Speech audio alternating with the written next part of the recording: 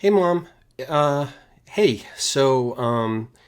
you said that you would like it if you could sort of watch me play Civilization 6, and that it might be easier for you to learn that way. And just sort of have me explain things as I went along. That's what I'm going to do. I'm going to start up a game of Civ 6, and then I'm just going to sort of talk you through everything that happens. Before I forget, I'm going to turn the interface up to, where's it's graphics? Here we go. Oh, I can't upscale the resolution. Oh dear. Well, let's hope it's big enough.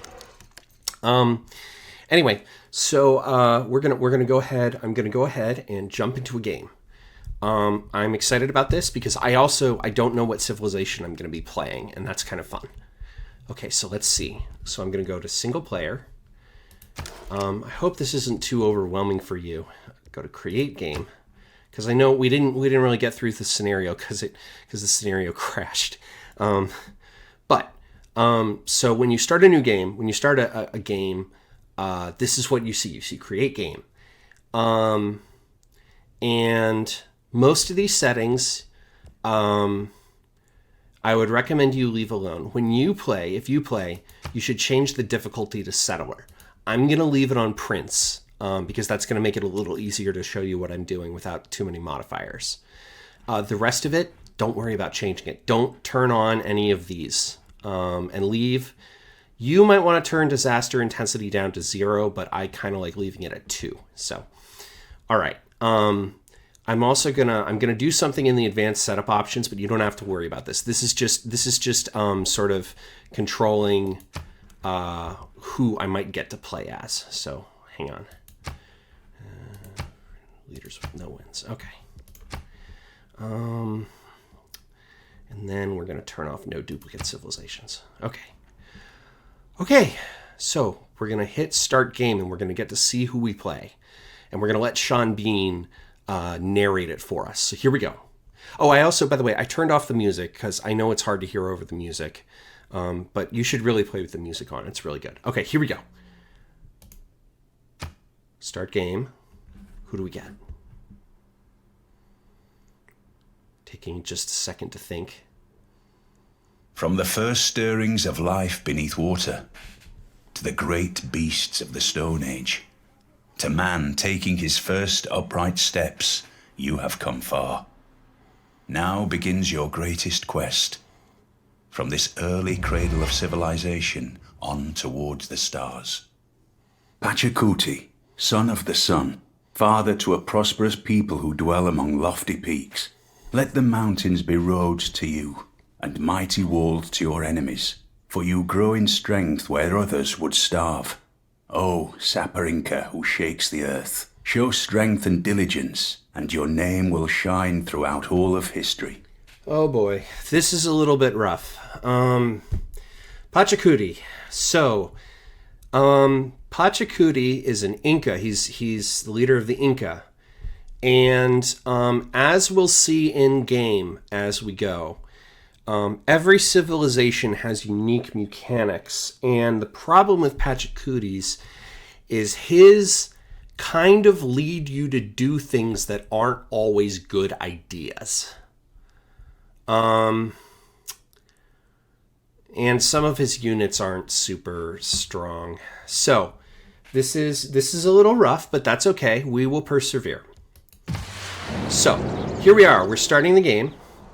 And you'll notice that we have on the tiles, we have the little yield icons we talked about in the tutorial that they turned off at one point, which was stupid. But the yields will tell us what we can get from working on these tiles. So I've got my 2 units. You always start the game with 2 units. You start the game with a settler and usually a warrior. Sometimes if your civilization doesn't get warriors and they get something else instead, you might get something else. But usually you get a settler and a warrior. Okay, so I'm going to look at this start and see what it tells me. We've got a lot of resources around, that's encouraging. We're next to a river, that's good. I can tell, so I happen to know that these mountains, there are a couple different kinds of mountains. So if you remember, you can hover over a tile to see what kind of tile it is. And this is a plains tile, right? So I can look at these mountains, and I just know, because I play this game, this is a grassland mountain, but this is a desert mountain. So we've probably got desert on the other side of this. We're starting near some bonus resources and some luxury resources. And remember, you can tell a bonus resource because it's got the yellow square, and a luxury resource because it's got the purple square. So let me think.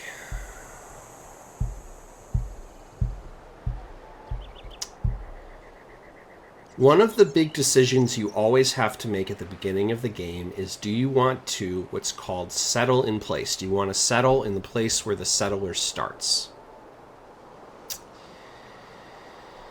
Right now, I'm thinking I don't want to, and here's why. Well, I'll explain. You know what? I'll explain why when I settle the city. It's a little easier to understand when we can look at that. Let's see. Pastures are pretty good. We got cows. Cows.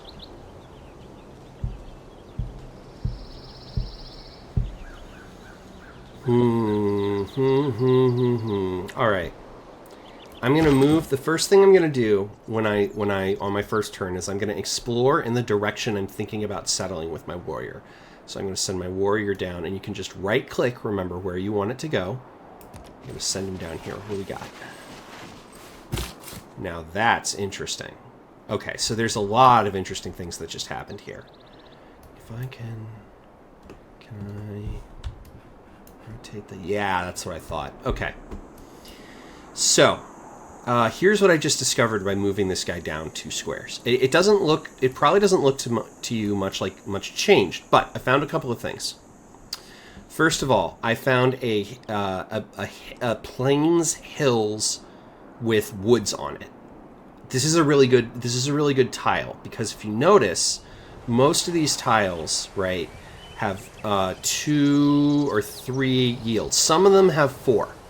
Some of them have 4 little icons. This one has 4 little icons, and I like that. I found some rice, which is good.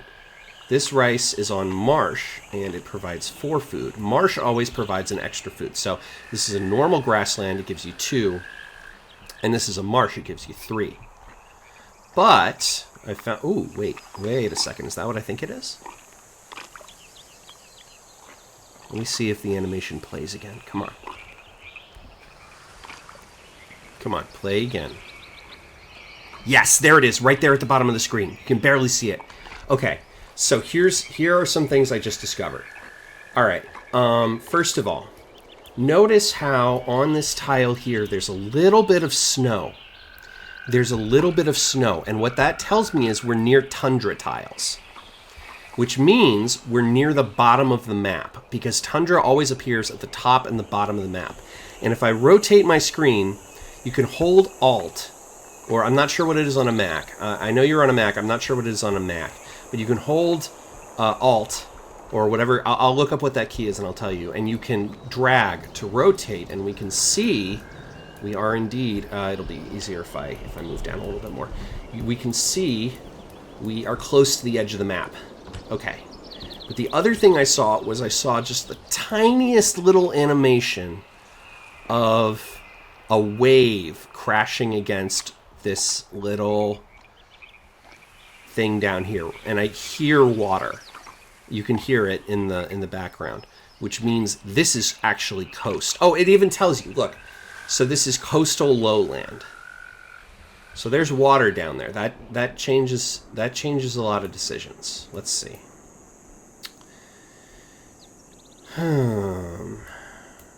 So the reason you have to think about if you want to settle in place or not is there are 2 reasons. The first reason is it takes time to settle somewhere else. And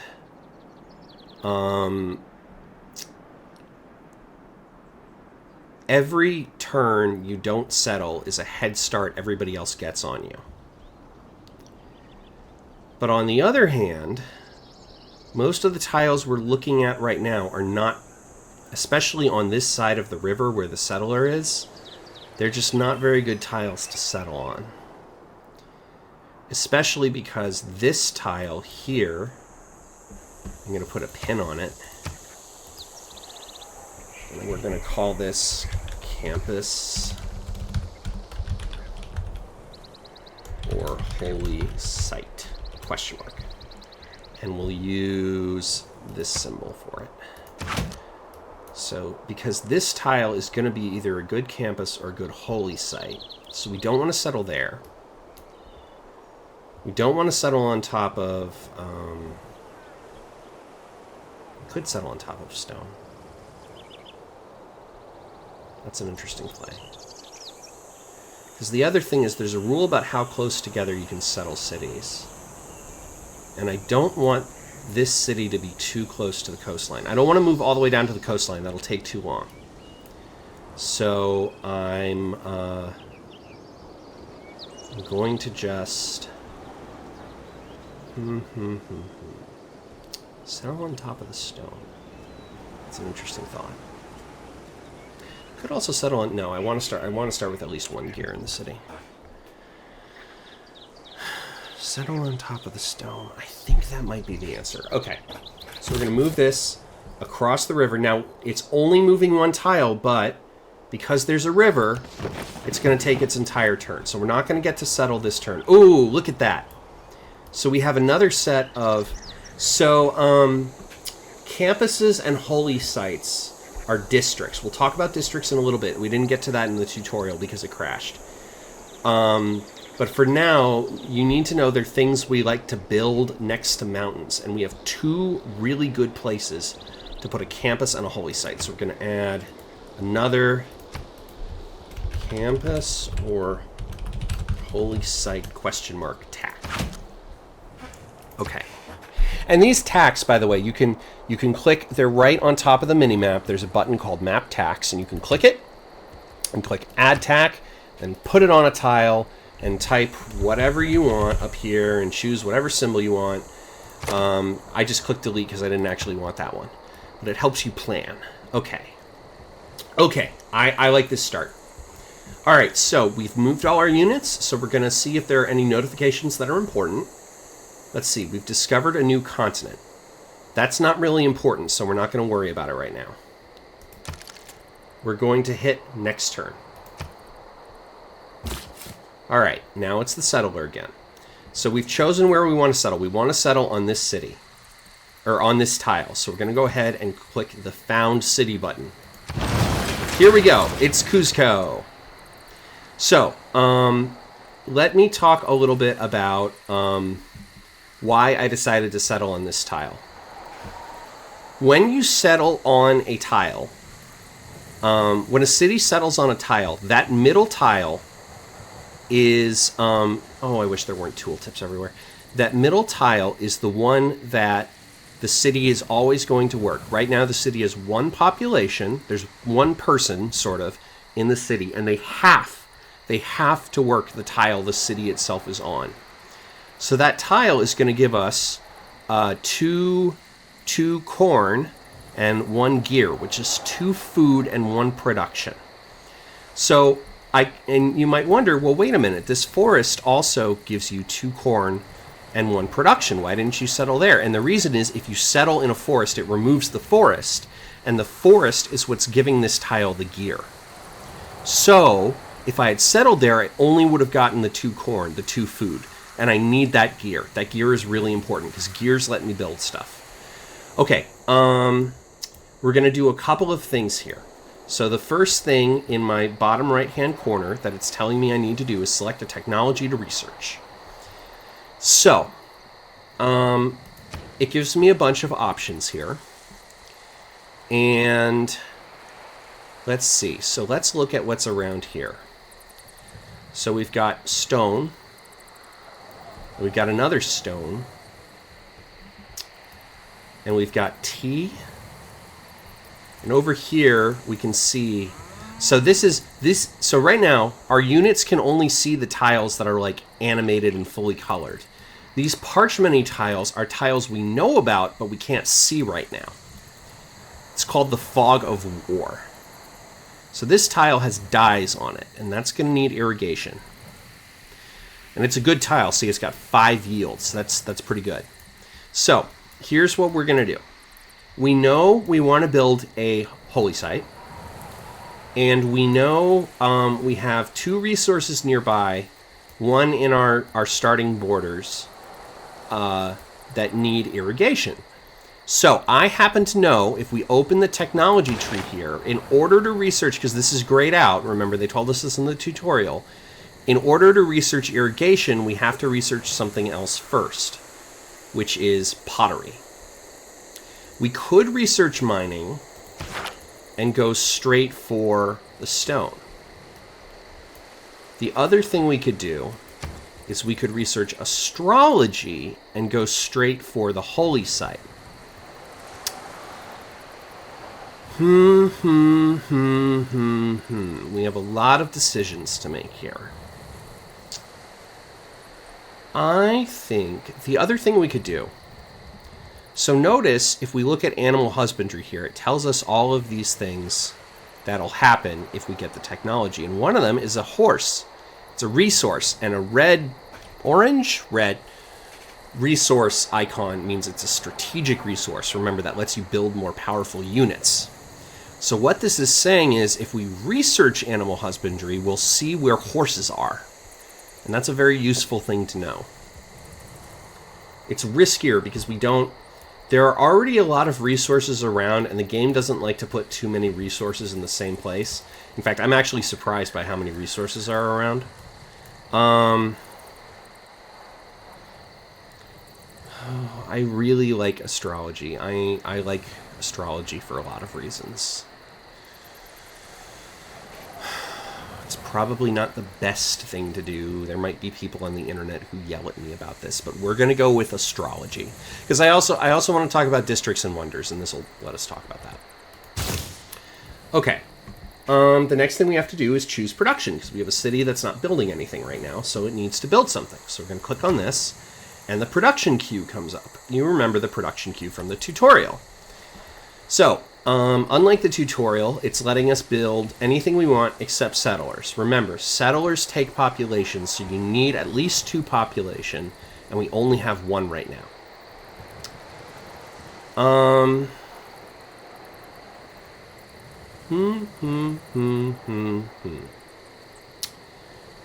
I think I want to build a scout first. I want to find out more about the tiles around me. This is a pretty normal choice. I think most people early in the game would choose to build a scout. So we're going to close that. We're going to pull out. Let me see here. All right. So we've decided that we're gonna make a scout. So the next thing we need to do is give our units orders. Our warriors need orders. So if I'm right, when we move this guy down, we're going to call this south. We're going to call down south and up north and left west and right east. And I think the game does that too. If I move this down here, we'll see the ocean and we'll see some tundra. So let's see if I'm right. Oh, look at that. Look at that. I was totally right. Okay. So we found some coast and we found some tundra. And the thing about tundra is that it's not a very good place to build a city. But I do want to have a city on the coast. I really like coastal cities. Some people will say they're not good, and there are a lot of reasons for that. I like them. I think harbors are very strong. Okay, so that's interesting. So we have coast and tundra down here. We've got this up here.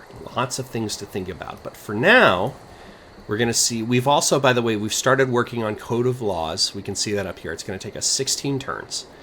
And we always have to research the Code of Law civic first. That's the first civic we research every time. So we don't get a choice there. Okay, so we're going to hit next turn. Alright, so our warriors need orders again. Where are they going to go? Well, at the beginning of the game, you want to keep the warrior pretty close to your city. So I'm going to move them over here. See what we can find over here. There's maize over here. This is a floodplain, which means these tiles can be hit by a flood, which is a little dangerous. So we'll have to keep that in mind.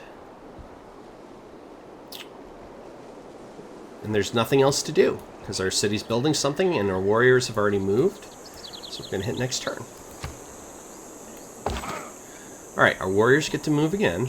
I'm going to move them over here. Oh, okay.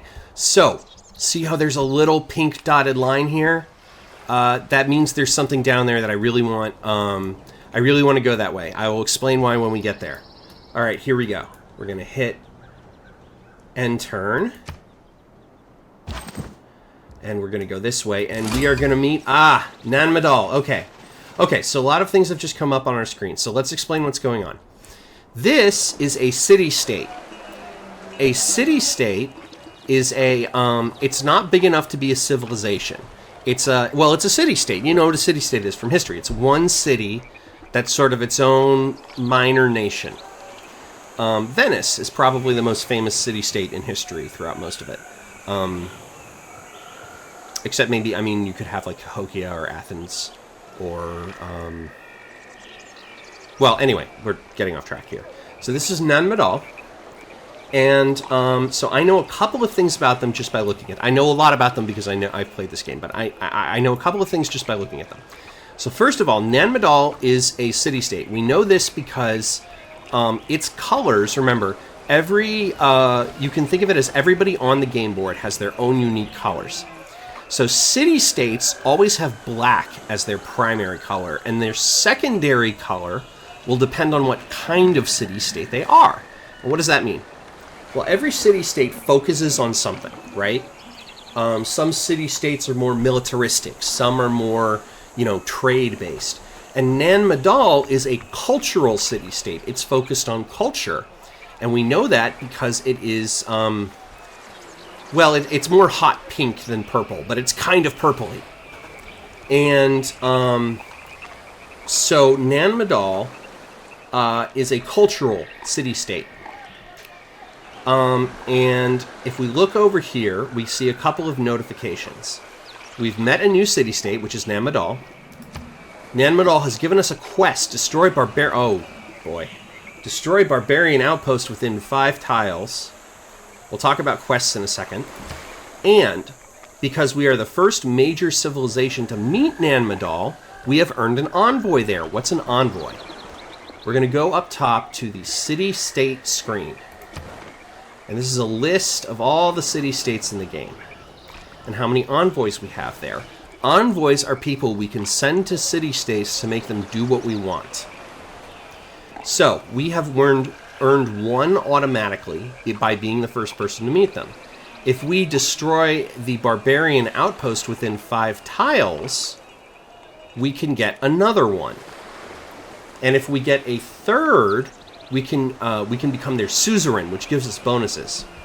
Right now, they're already giving us a bonus because we have one envoy there, which is we're getting +1 culture in the capital. And you might have noticed that the number of turns we need to research Code of Laws has actually gone down because we're getting more culture. And as we get more culture, we research civics faster. Remember in the tutorial, when you built the monument, it made the civics go faster. Okay. So we'll close out of that for now, so we'll get rid of that notification. So we know Nan Madol has also told us that there's a barbarian encampment within 5 tiles. So right now we can see 1, 2, 3, 4 tiles away. So it might be up here. It's probably not this way because this is all ocean. So it's probably either up here, down here, or over here. And we'll have to explore a bit to find out. Okay, we can do that. But since we've already moved our warrior and there are no other units to move, we can hit next turn. Okay. So our warrior, as we know, can normally go 2 spaces. It can't go into this march because that has a movement cost of 2, and we need to use 1 to get to this desert before it. Okay. All right, so we've moved up, and we can now see 5 tiles away from Nan Madol in this direction, and we can see that there's no barbarian camp up there. So that's fine. It means it's the other way. So we're going to go down south. And that ends our turn. So now it's time to move again. We're going to move into the marsh. Uh-oh. Okay, so there's a barbarian galley. So we know they're barbarians because their colors are primary red and secondary black. Galleys are naval units. So my warriors can't attack them because they're naval units. And they can't attack my warriors because they're what's called a naval melee unit. They don't have the ability to shoot. Some barbarians can shoot, but these guys can't. This is also interesting because in order for a barbarians come from barbarian outposts. And in order for a barbarian outpost to make a galley, it has to be next to the water. So we've learned a little bit about where this barbarian outpost is. All right. We're still done with our turn, so we're going to hit next turn. So it's moved. The galley has moved out of sight. That's fine. Now, I can move inside Nan Madol's borders right now. And I'm going to do that. But I won't be able to do that later in the game. Now, our scout is done. And it's going to move. It's going to go a different direction than our warrior is going because we want to know more about our land and what's close to us. So it's going to go. Now, it can cross the river and still have movement. Pardon me, still have movement points left. Why? Because the river's next to your city. The city makes it so that there are bridges, sort of. So now it can move into these hills. Oh, one thing we have to do first, always with the scout, is we press the plus to expand and we pet the dog. Look at that tail wag. Oh, it's a good boy. Okay, so we can move into this hill. We won't be able to see super far because hills make it harder to see through. We have a lot of hills over here. That's interesting. It's very interesting. All right. Now that we've built our scout, we can build something else. You can see that it's 2 turns until we have another person here, so we can't quite build a settler yet. I'm not going to use the queue. I'm going to use this screen.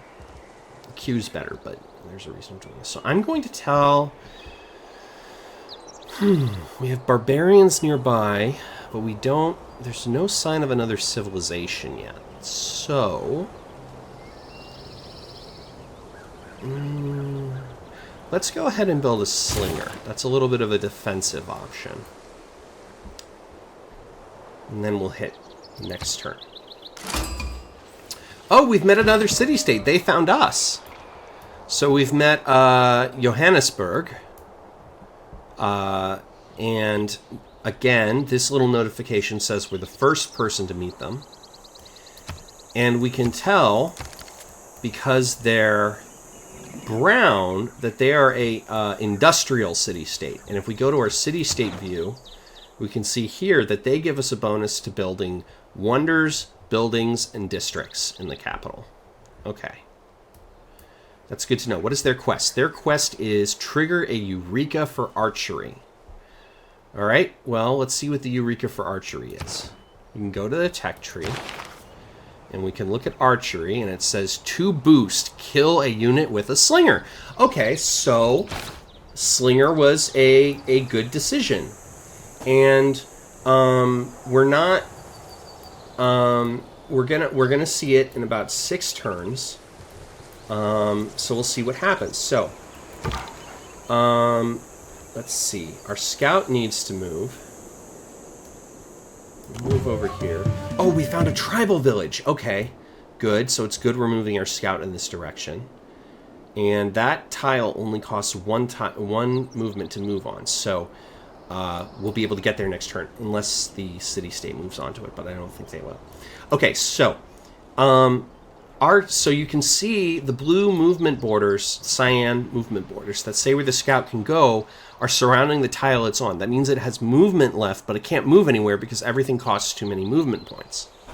So in that case, we can hit this little arrow over here, the curved arrow, which is skip turn.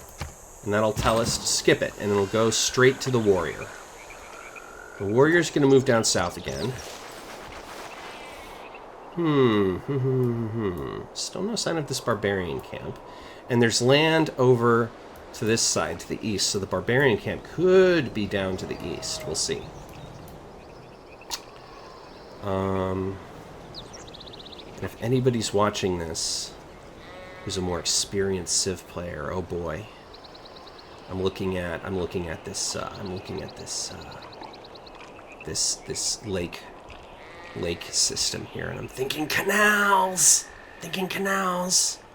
Could put a canal on that marsh there, and on that tundra there. Probably not worth it, but it'd be fun. All right. So, this video's gone a little long, so I think I'm gonna end it here. Just so that this isn't too long for you, Mom. And I hope you enjoyed it. And yeah, I will talk to you soon about the game, and we can play again on Saturday, and it'll be lots of fun. So I love you very much, and take care.